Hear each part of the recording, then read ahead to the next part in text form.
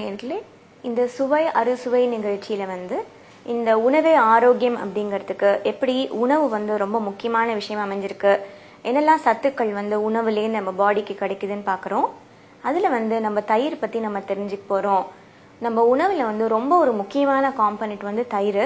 இன்னும் நாளுக்கு நாள் பார்த்தோம்னா இப்போ இதை ஒரு ப்ரிவென்டிவ் மெடிசனுக்கு இந்த ப்ரிவென்டிவ் ஹெல்த்துக்கு பார்த்தோம்னா இது ரொம்ப அடிப்படையாக இதுலேருந்து நிறைய சத்துக்கள் எடுத்து ஈவன் கேப்சியூல் ஃபார்மில் மாத்திரை ஃபார்மில் கூட வருது. ஸோ இந்த தயிரில் இருக்கக்கூடிய சத்துக்கள் என்ன அப்படிங்கிறது நம்ம தெரிஞ்சுக்கலாம்.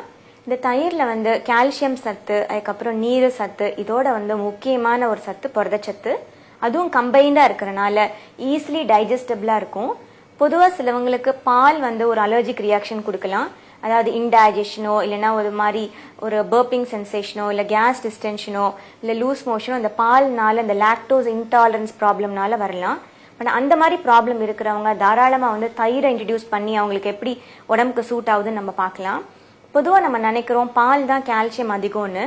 பட் ஜென்ரலாக நீங்கள் நல்ல பாலை காய்ச்சி நீங்கள் தயிர் பண்ணும்போது இதுலேயும் அதை விட இந்த 20% கால்சியம் கண்டென்ட் அதிகமாக இருக்குது. ஸோ நமக்கு பால் ஒத்துக்கலைன்னா நமக்கு இந்த தயிரை டிஃப்ரெண்ட் வெரைட்டியில் குழந்தைகள் பெரியவங்க எல்லாருமே தாராளமாக உணவு எடுத்துகிட்டு வரலாம். இப்போ தயிர் நம்ம பார்க்கும்போது என்ன அப்படின்னா இதில் இருக்கக்கூடிய லாக்டோபாசிலஸ் ஹெல்தி பாக்டீரியாஸ்ன்னு சொல்லுவோம். அதாவது பாடிக்கு ரெண்டு, ஒன்று கெடுதல் இன்ஃபெக்ஷன் நோய்கள் கொடுக்கக்கூடிய பாக்டீரியாஸ் ஒரு பக்கம், இன்னொன்று நம்ம கேஸ்ட்ரோ இன்டெஸ்டைனல் சிஸ்டம்னு இந்த குடல் சிறுகுடல் இதுக்கெல்லாம் ஒரு ஆரோக்கியம் கட் ஹெல்த்ன்னு சொல்லக்கூடிய அந்த ஆரோக்கியத்தை பேணி காக்கிறதுக்கு இந்த லாக்டோபாசிலஸ் அப்படிங்கிறது ரொம்ப முக்கியமான விஷயமா இருக்கு.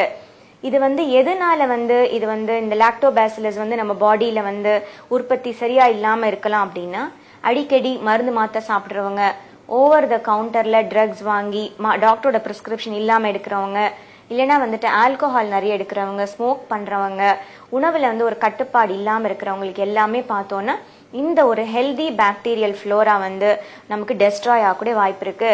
இதை திருப்பி ஒரு ஆக்டிவேட் பண்ணி உங்க டைஜஷனை இம்ப்ரூவ் பண்ணுறதுக்கு, உங்க ஆரோக்கியத்தை இம்ப்ரூவ் பண்ணுறதுக்கு முக்கியமா இந்த தயிரை உணவுல அடிப்படையான விஷயமா நம்ம எடுத்துக்கலாம்.